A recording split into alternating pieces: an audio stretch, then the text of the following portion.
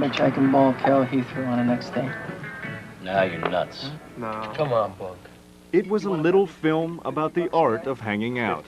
Yeah. It's like stealing money from you, Bug. What movie could he possibly make from us talking about nothing? It starred 6 unknown actors. Diner was the first movie I ever did, and I got that totally by accident. And the movie almost ended up in the studio scrap heap. I showed it to the MGM people, and they were just appalled. They thought it was the worst thing they'd ever seen. Just when it looked like Diner was another Hollywood mess, something remarkable occurred. You know, really the best thing that can happen in a small film is for it to be ignored and then discovered. I mean, then you have a story. In the next hour, we'll get the real story on Diner from the people who made the magic. It was pizza, you know, pizza and beer everywhere. I kind of worried that my grandma wouldn't like me doing this part. We will relive the film's dramatic path from the studio doghouse The movie was on the shelf, and it was basically history. It was gone. to the top of the box office heap. By the second week, we had broken every house record in that theater. This is the story of a quirky movie that went on to be a timeless favorite and a lesson in the fickle nature of Hollywood. This is the story of Diner, the true Hollywood story.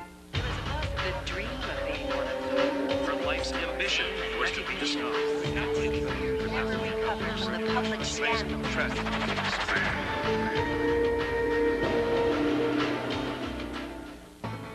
Diner starred nobody, and Barry Levinson, the director, was an untested talent.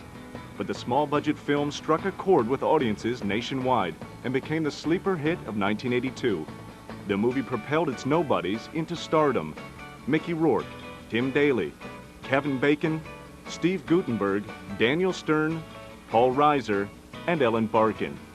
The film's tortuous passage through MGM's conference rooms to your local theater is a cautionary tale, but in this case, a tale of triumph. The story that became the film Diner was based on the real-life experiences of director Barry Levinson. Levinson was born in 1942 in Baltimore, Maryland. He was raised in a middle-class Jewish family. Barry's dad was a carpet and appliance salesman, and his mother was a homemaker. In those times, it was suburbia. It was old suburbia in a sense because those homes dated back to around the turn of the century. As a teenager in the mid-50s, Barry spent his days at Forest Park High School and his nights at the Hilltop Diner in Northwest Baltimore. Hanging out was the main thing that I probably did in my life, is to hang around, which is the ultimate irony, ultimately, in doing Diner, is that, well, I'll make a movie, it's just about hanging out. The 24-hour diner became the center of Barry's world. Every night, the 18-year-old and his pals philosophized about life over a plate of French fries and gravy. Levinson's friend, Chip Silverman, relished the lengthy bull sessions. Hanging at the diner late at night, after a lot of the craziness and stuff, when you'd sit around and shoot the breeze, and it'd get a little more philosophical, that some guys that you might not have thought were sharp, they were pretty sharp, pretty philosophical. At the diner, the topic of conversation always centered on one thing. If you had a date, you couldn't wait to drop the date off and come up and tell everybody about the date. Most of the time you probably embellished about it, but that's what the diner was like. And a lot of guys used to wait to come up so everybody would think they had a date, because everything was about coming in and hanging with the guys. These were people I knew. These were people I hung around with. This was the behavior. Some of it was unbecoming. Some of it was, you know, delightful or whatever. And that's all we are. We're just these human beings, you know, with all of their vulnerability and all of our pomposity and all of our posturing. While Barry was a student of life, he was no academic. The high school senior graduated last in a class of 460 kids.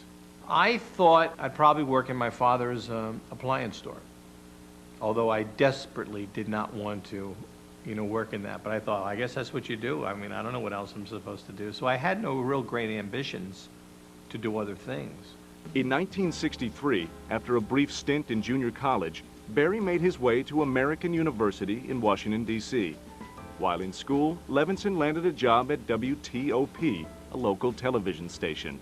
Because I began to work with film and started cutting things and putting music against things, and I began to make some sense out of it. Not knowing that that's what I really wanted to do, I just enjoyed doing that.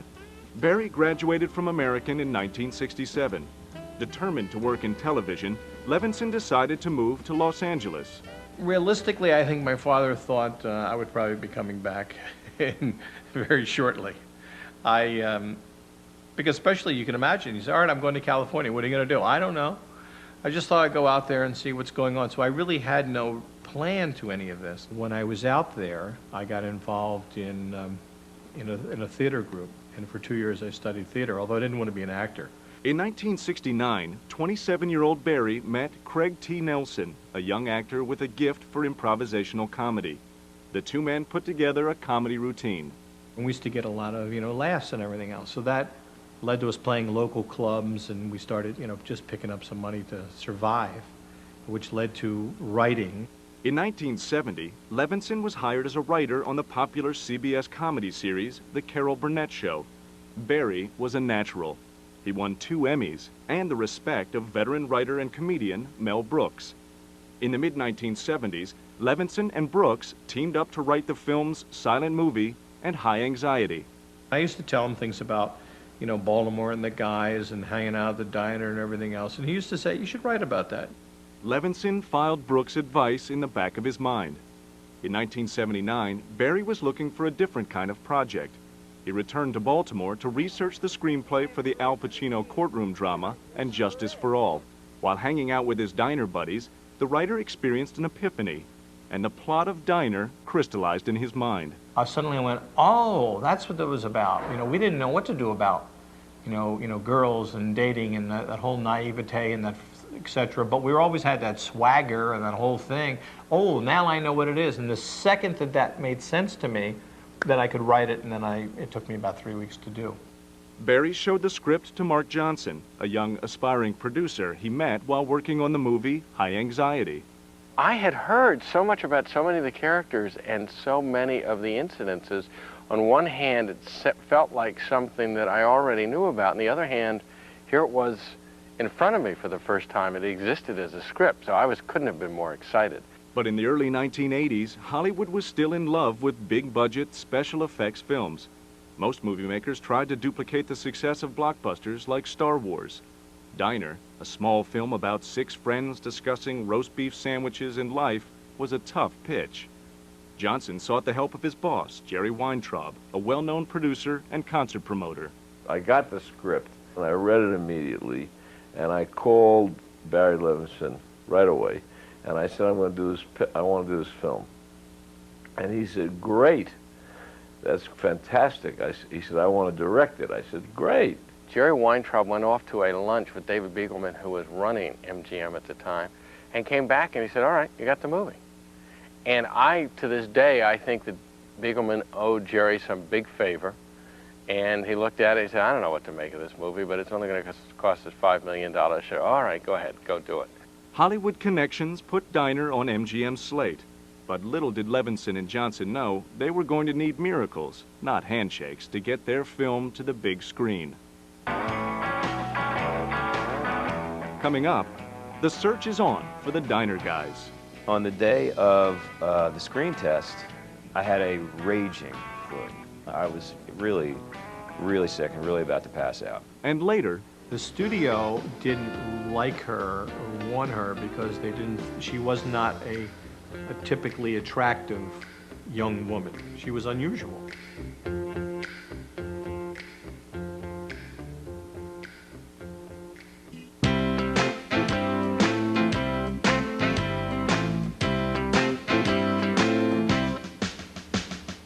In November 1980, MGM studio execs gave Barry Levinson the green light to begin shooting his film Diner, a movie about young men growing up in Baltimore. Levinson had the deal. He had the vision. He lacked only experience. I remember Barry would come in and say, where are all the guys? I see guys. I walk in the street, guys everywhere. Where are the guys? We got to find the guys. The movie Diner focuses on a close-knit group of friends as they prepare for a wedding on December 31st, 1959. Levinson's emphasis on rich characterization versus plot made casting all the more important. Lucky for the director, the film's modest budget kept studio interference at a minimum. Auditions for Diner got underway in January of 1981 in New York City. Casting director Ellen Chenoweth screened more than 500 actors for the film's 6 lead roles. You know, the challenge was really to find people who could carry these roles, who were, you know, really quite young. I mean, I think they were mostly in their early 20s. Putting together an ensemble cast was a daunting task for the first-time director and producer. None of us had really done it before, so it was really the blind leading the blind. For Levinson, the goal was to find a group of actors who clicked together and resembled his pals from the Hilltop Diner. The film's publicist, Judith Reiner. Barry Levinson probably would have searched the world if people had allowed him to do that, because every character had to be exactly right. He was particular about everything, about their clothes, about their weight, about their height, about the way they spoke, about everything. The first challenge was casting the role of Boogie, the diner's smooth-talking and surprisingly sensitive con artist. 27-year-old Mickey Rourke, an amateur boxer and struggling actor, impressed Levinson. Rourke's resume included small parts in the films 1941 and Heaven's Gate. I had known Mickey Rourke back at the Actors Studio, and there was a feeling about Mickey, kind of a James Dean sort of feeling about him. Colette Flanagan, whose character endures a bizarre date with Boogie, remembers the actor was willing to go to extraordinary lengths to clinch the role. He left the casting session and he went to some thrift store and he bought a suit and he went to a barber shop and he had his hair cut and he had it greased back and he walked in on the audition, and I'm sure he was the part. Rourke's vulnerability, not his looks, won over Levinson. To have guys that can play tough, that are tough, at a certain point you go, okay, all right, so what? But when you have that other quality underneath, to me, I thought that's where his great strength was. You can't help like him. Likeability was especially important in casting the part of the self-destructive Fenwick, Diner's most unpredictable character. He surprises you all the time. You think that that's what he is, but then he's much more than that, you know, and he's much smarter than you think that he'll be, and those things. And when I met Kevin, that was just an instinct that I had, that he could handle that. 22-year-old Kevin Bacon was appearing in an off-Broadway play when he auditioned for Diner. Bacon's resume included a small role in the 1978 movie National Lampoon's Animal House. He was also a regular on the CBS soap opera The Guiding Light. On the day of the screen test, I had a raging flu. I mean, just, you know, I think I'm, you know, I was somewhere up around in the 103 kind of range for my fever. And I was really, really sick and really about to pass out. And that is kind of where the character came from. Fenwick is pretty much drunk through the whole movie. Not raging drunk, but he pretty much has a buzz on for the whole picture. And something about the flu just kind of hooked that for me. Steve Guttenberg was another young actor with a short but impressive resume. The Beverly Hills High grad attended the Juilliard School in New York and appeared in a handful of films. Guttenberg's amiable nature and nervous energy made him the perfect choice for Eddie, the anxiety-ridden groom-to-be. At the audition, Guttenberg was caught off guard by Levinson's laid-back style. I found that when I was with Barry, he just wanted to talk to you. He just wanted to find out what you were about. When Daniel Stern walked into the director's office, Levinson knew he found the perfect guy to play Shrevey, a man obsessed with his record collection, but unable to relate to his wife. Stern was then a struggling actor in New York City. Went in to meet Barry. We sort of hit it off in a way. I mean, I sort of worked on him because he's from Baltimore, I'm from Maryland, and I talked about the Orioles and the Colts, and that's exactly what he wanted to hear. I thought Danny was fascinating because he had such a kind of like a sly sense of humor about him. Stern performed in off-Broadway shows and was best known for his role in the critically acclaimed movie Breaking Away. 4 down, 2 to go. Levinson still needed to cast the part of Billy, the charming and handsome young man whose pregnant girlfriend turns down his marriage proposal. And this guy walked in and he was so cute, and we were just saying, please let him be able to act, and he was good, and so that was Tim Daly. Daly's acting credits were minimal. The 24-year-old's only experience was with a local theater group in Providence, Rhode Island. But that didn't matter. He was good looking, you know, and there was something still slightly kind of awkward and not comfortable, you know, because And I like that idea for Billy, who was sort of struggling with all of these things, you know. He just couldn't quite put everything together. As the diner troupe took shape, the filmmakers still agonized over the remaining characters. The one person who we didn't know who he should be was Modell. Because he was always the outside guy. You know, he was never like, you know, right in the core, so he was always on the edge. Paul Reiser was a young stand-up comic who stumbled into his audition for Diner. Diner was the first movie I ever did, and I got that totally by accident, by wandering into the office where they were casting. Paul actually came in not to read himself, but came in with a friend who came in to read. Paul needed a pair of socks, so he asked his friend if he could ride into town with him to get the pair of socks. Paul waited for his friend in the reception area while the friend went in for an interview, and a casting agent came out and said to Paul, "Are you here to interview?" And Paul said, no, he wasn't. He was really there to get a pair of socks. And the casting director told me to come back with a picture, and I said, okay, I will. And when we met and we talked, and I immediately took a real liking to him, and he never really read anything. And next thing I knew, I was making a movie in Baltimore. I'd never been in front of a camera. I'd never done anything. Barry Levinson was thrilled to find the right Diner guys. As for the studio, Diner was flying way below their radar, for the time being. Coming up, Boys Will Be Boys. We trashed it. It was pizza, you know, pizza and beer everywhere.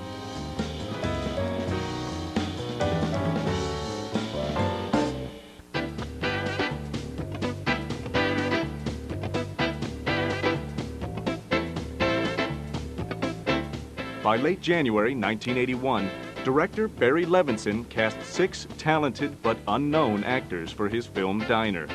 With the guys set to go, all that was left was to find the right leading lady.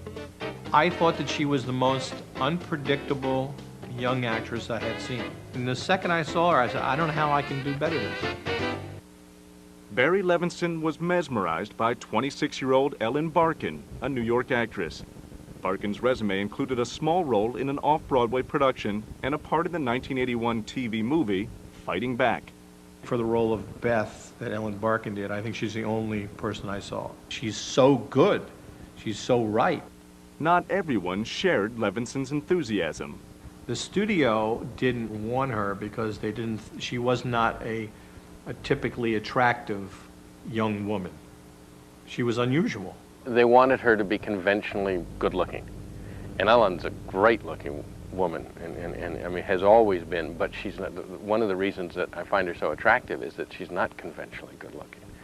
And clearly they wanted somebody much more, you know, straight down the middle. Ellen Barkin had her own doubts. I remember not wanting to take the job. I wanted to do a Broadway play instead. I was a little unsure about film acting. They originally had wanted me for another role. I thought it might be more interesting to play this kind of neglected wife. But I still didn't want to do it, really. And then I guess I had a meeting with Barry Levinson, and he inspired me to do it. Despite her reservations and those of MGM, Ellen Barkin signed on. With the lead actors in place, Levinson turned his attention to some of the smaller roles. Actor Michael Tucker believed he was born to play the role of Bagel, an older guy who was a Diner regular. I went in and met the director, who was Barry Levinson, and he said, this is a movie about kids growing up in Baltimore in the 50s and hanging out at a diner. And I said, the Hilltop Diner? I grew up in Baltimore. If that didn't clinch it, the accent did. After all those years of getting rid of my Baltimore accent, I just gave Barry, you know, what he knew so well, and he just hit the floor, and I got the part. And I said, oh no, I don't believe it, you know, and he laughed, and I got the part. With the cast in place, Levinson faced his first production problem. The old Hilltop Diner was gone, but Barry came up with a solution. In New Jersey, there's like a place where they have old diners. It's like a diner graveyard. It was the most bizarre place I'd ever seen in my life. And so We looked at one and we got an arrangement to, to rent it, and I had to put it on the flatbeds and brought down to Baltimore. On February 16, 1981, 2 weeks before filming began, Levinson's group of young actors arrived in Baltimore. Barry did an incredible thing that was the first time I ever heard of that, was bringing people in early, much earlier, to shoot for rehearsal process. I just wanted them to start to get familiar with one another.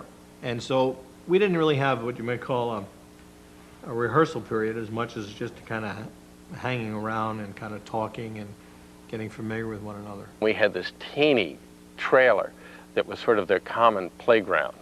It was like a den. We trashed it. It was pizza, pizza and beer everywhere, and I mean, it was wild. While the cast enjoyed themselves, Levinson and producer Mark Johnson focused on the bottom line.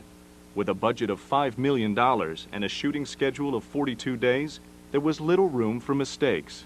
I was just starting out. I felt this was the make or break movie for me. If this movie worked and if this movie were produced well, and if it didn't, God knows where I'd be. On March 2nd, 1981, filming got underway.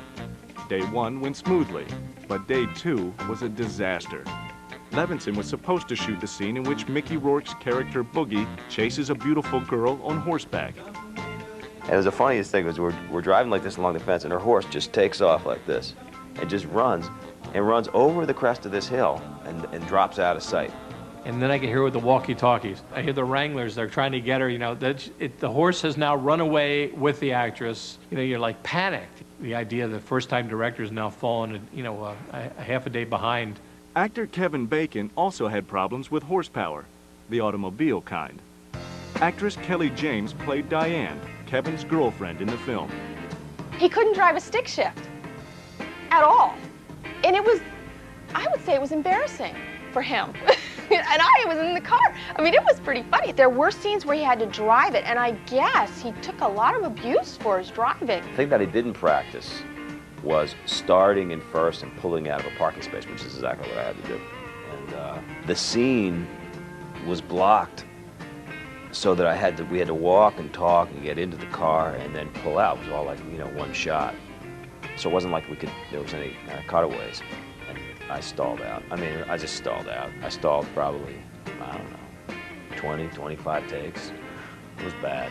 In fact, one of the lines is still in the movie. From one of the takes where I think Danny Stern said, any forward gear will do. And I think that was a response to the fact that the car was sort of lurching. Soon enough, Levinson and his young ensemble were running at full speed. Tate Rupert played Methan, one of the younger diner guys. I remember seeing Barry huddling around with Kevin and Steve and Paul and Mickey, and they were like chums, It seemed to me, I just smiled watching them, because it was, Barry was hanging out with his friends again. and that's what the movie is. It's, Barry hanging out with his pals. The off-screen camaraderie among the actors further strengthened the production. Turns out that Mickey at night would go into Steve Guttenberg's room and help him with his prepare and just giving basically acting lessons at night, but he wanted to make sure that nobody knew that he did that. Because I think that part of him, he just wanted to say, I don't want you guys to know I'm a good guy. Mickey gave me an incredible insight into the art of acting. He's a brilliant actor. After 2 weeks of shooting, the cast sensed something special was happening. Levinson and I felt like we were nailing the movie, but we were working somewhat in a vacuum. Johnson's hunch was right. MGM's headquarters in Los Angeles were a long way from Baltimore, and studio executives weren't interested in Barry Levinson and his little film. The second week of shooting, I called the studio and I said, something magic has happened. You won't believe it. Nothing has changed, but it's different. You've got to go to the dailies. And the person on the other end, the publicity executive on the other end said, you've been in the boonies too long, darling. That's how little, they didn't even want to see it. That's how little faith they had in it. Coming up, I kind of worried that my grandma wouldn't like me doing this part.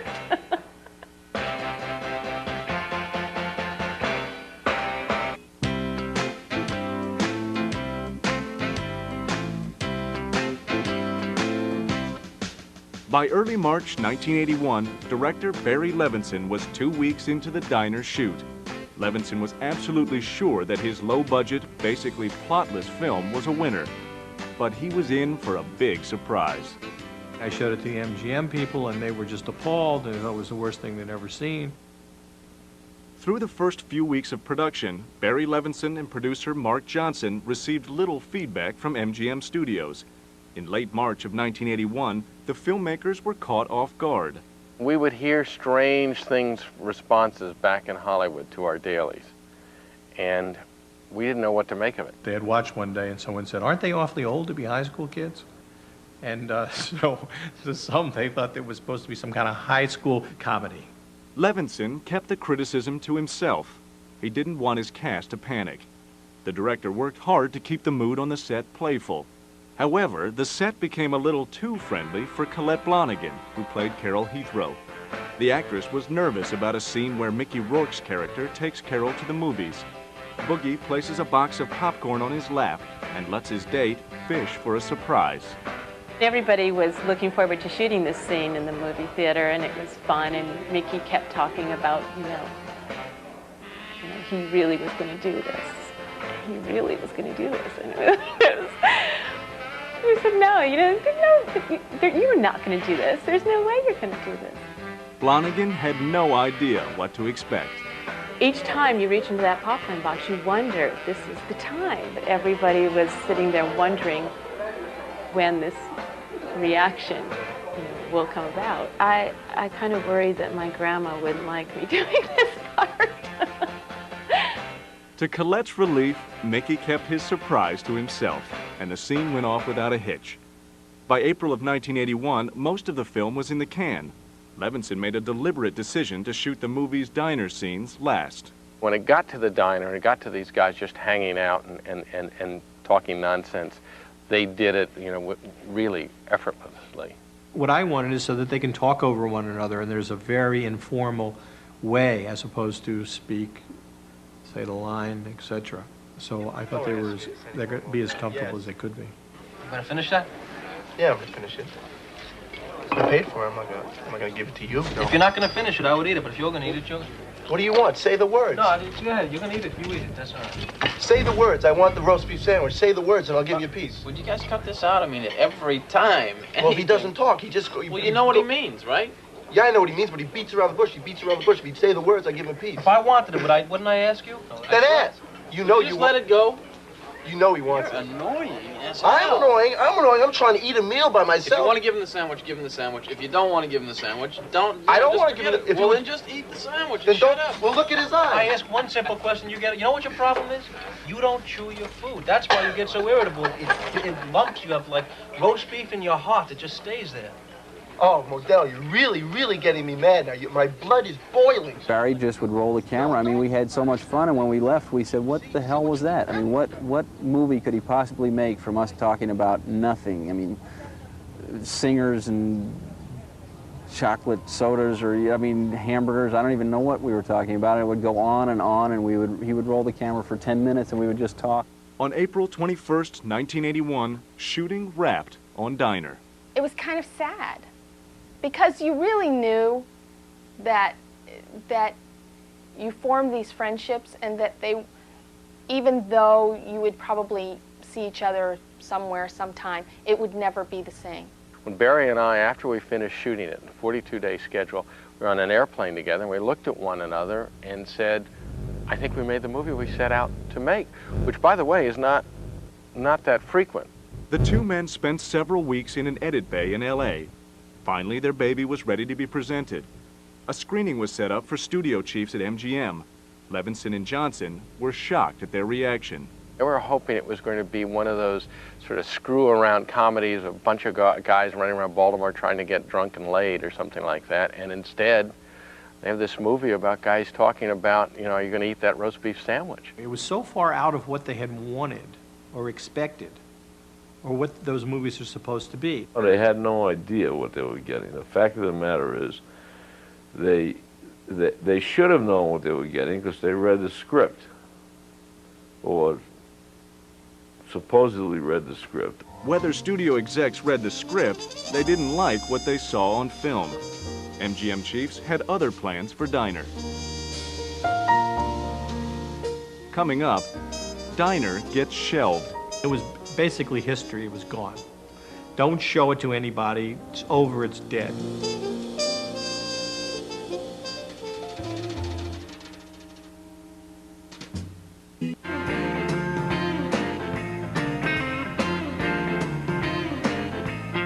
In April of 1981, Barry Levinson completed production on Diner. The filmmaker brought his movie in on time and under budget. No small feat for a first-time director. But whatever the travails of filming, they were nothing compared to the stress of dealing with unhappy studio executives. I'm not going to be that influential. You know, first-time writer-director, battling, the studio. It's not a battle you're going to win.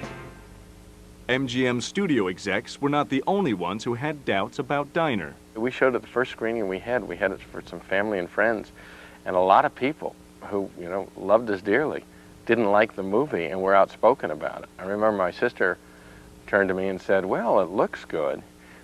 That's all she could, find to say good about it. So you go through those moments of doubting, am I completely crazy? Do I not have any understanding of an audience and things that they can be drawn to and be entertained by? But family reaction was mild compared to the studio's feedback.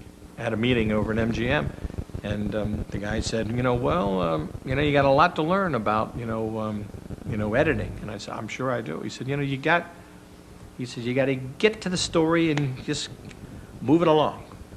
And I said, well, how do you mean? He said, well, like in that scene when they're talking about food. He says, you want it, you're not going to eat it, whatever. Just, get past it, boom, get to the story. And I said, but that is the story. That's all it is. It's between the cracks. Journalist Jesse Kornbluth. And what Barry Levinson did was completely revolutionary because he made what is essentially a small French movie set in Baltimore. It's not like these are people who are speaking, French in this movie, and they're, what I mean? These are like American, kids at a point in place and time doing things. It's not that alien. It's not that strange. French or American, the honchos at the studio considered the film such a disaster that they didn't even go to the trouble of asking Levinson to make any changes. Instead, MGM's marketing department decided to ram a square peg into a round hole. They advertised the film as a raucous, nostalgic comedy, a la Animal House. The filmmaker's reaction to the resulting trailer was unanimous. Terrible. I know it was terrible. No, but they just didn't know how to do it. They didn't get the picture. And it's like a movie I didn't have anything to do with because it was completely different from what the movie was all about. In late 1981, MGM showed the film in 4 markets: Chicago, Philadelphia, St. Louis, and Phoenix.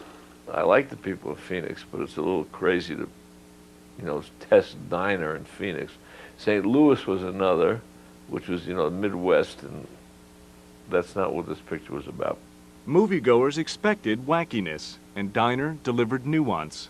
MGM decided to cut losses immediately. They pulled it out of release after a couple of weeks.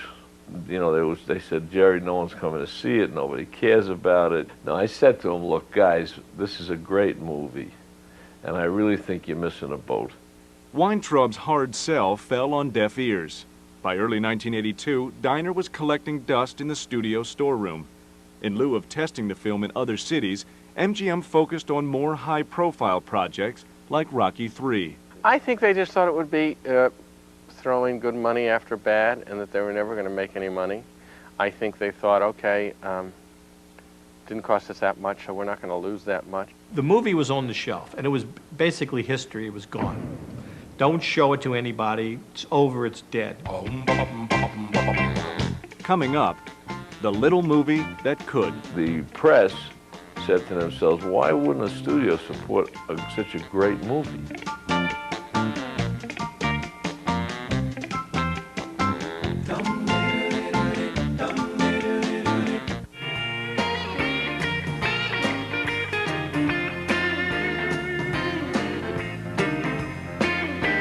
By January of 1982, the film Diner seemed destined for the studio scrap heap. and director Barry Levinson's reputation was on the line. In the back of your head, you know that if this movie basically fails, you're never going to direct another film. Levinson needed a miracle and a few good reviews. During the winter of 1982, the director got his miracle, thanks to an unlikely source, film critic Judith Crist. I taught critical writing at the Columbia Graduate School of Journalism. And in my classes, I would show my students, because as a critic, I knew enough people in the business, I would have a movie preview for them. And MGM had promised her a film one time, and they couldn't, you know, they couldn't deliver, and she had to make last-minute changes. The film MGM promised, Victor Victoria, wasn't ready to be screened. Scott McDonough, an MGM publicist and former student of Judith Crist, had a backup plan. McDonough knew about a little film being neglected by MGM. My superiors at MGM said, well, it's a movie that nothing happens. Nothing happens, there are no stars. They couldn't categorize it. McDonough arranged for Crist's class to see Diner. After the film was over, teacher and students were overwhelmed. It didn't have star names. It didn't have anything, and it didn't have the sort of dopiness and superficiality of a lot of so-called coming-of-age movies had. I just went to the office the next day raving to my boss and everybody about, I thought this movie was incredible, and much to my amazement, they said that they had no plans to release it. McDonough took matters into his own hands. Although studio execs lost faith in Diner, they still held screenings for potential exhibitors looking for any interest in the film. The screenings were off limits to critics. We would call up on the sly friends of ours who were in the press, either critics or in TV, magazine, and sneak them into the exhibitors' screenings. McDonough's plan worked. Sort of. While critics raved about the movie, they couldn't review a film that wasn't in theaters. The publicist continued to prod MGM studio executives and push Diner. We bombarded them with memos saying that so-and-so had seen Diner and loved it. By March of 1982, MGM was starting to feel the heat. The press said to themselves, why wouldn't a studio support such a great movie? The best thing that can happen in a small film is for it to be ignored and then discovered. I mean, then you have a story. Producer Mark Johnson wanted to make sure the press had the real story. He contacted an old family friend, the legendary film critic for The New Yorker, Pauline Kael. Pauline Kael saw the film and really liked it, and said that she was going to run a review even if the movie wasn't playing in the United States. And basically called MGM and said, my review is going to come out in such and such a date, and it's going to be a rave, and you're going to have egg on your face because you won't have a movie out there. MGM didn't about face. Diner finally opened in New York City on Friday, April 7th, 1982. They picked one of the lousiest theaters they could in New York City, MGM UA. It was on 57th Street. I think it was called The Festival, and it was a death trap theater. Opening night, Barry Levinson feared the worst. The director was staying in an apartment on 57th Street and could see the Festival Theater from his room. It was a torrential rainstorm, and I could see the corner of 57th and 5th, and I'm looking, I don't see anyone out there. Levinson was crushed and decided he needed a distraction. I go to dinner. Mark Johnson was there. Said, did you stop by the theater? I said, no, I rode by it. I mean, there's nobody there. He said, it's sold out. I said, what? He said, sold out. I said, where are the people? He said, well, they got a thing downstairs of that, so letting everybody get out of the rain, and it's sold out. I went, sold out? Diner sold out every showing that weekend. The film was a bona fide hit. By the second week, we had broken every house record in that theater. In the spring of 1982, Diner was released all across the country. I went from one extreme to the other. I went from the fact that you'll never work in this town again to all of this kind of acclaim in 1 year. You go through all of that. You go through the complete ups and downs of what this whole business is like. I got to experience it in one movie, the first. Coming up, Diner's Just Desserts. People still yell Shrevey at me as I'm eating my dinner somewhere, which is nice.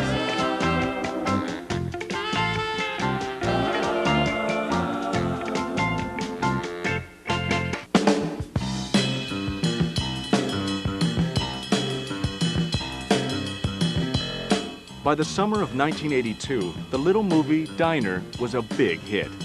The film cost less than $5 million to make and went on to gross more than 4 times its budget.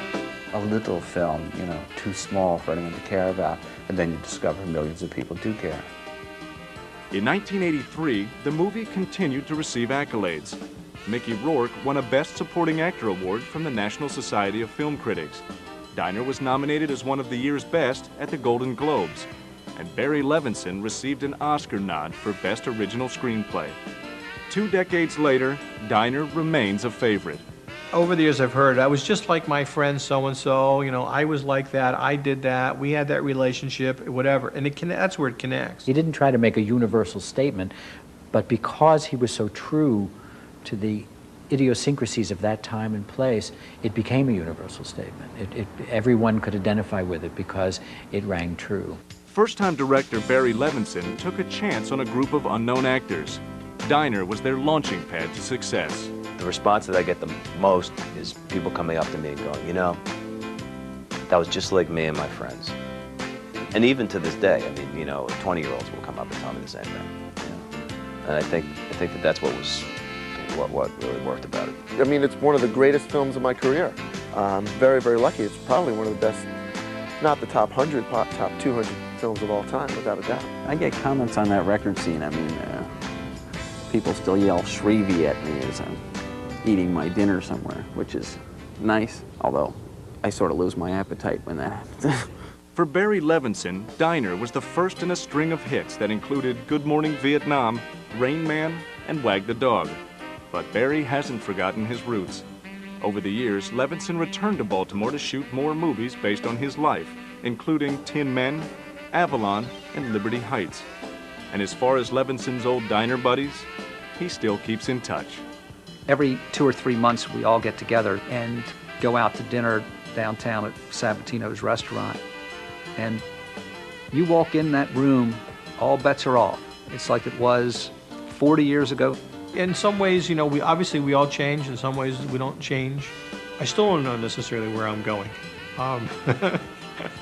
I still don't know in terms of, like, you know, a career. What should you do in a career? I only function on what what instinctively feels correct to me in terms of the work that I do. In many ways, I'm still seem like, you know, connected very much to certain ways that are from your childhood. Favorite diner food? Oh, hell, it's just got to be a cheeseburger. Mashed potatoes and gravy. Yeah. French fries and gravy. Jell-O. Gotta love Jell-O. It wasn't until I did Diner that I actually had French fries with gravy.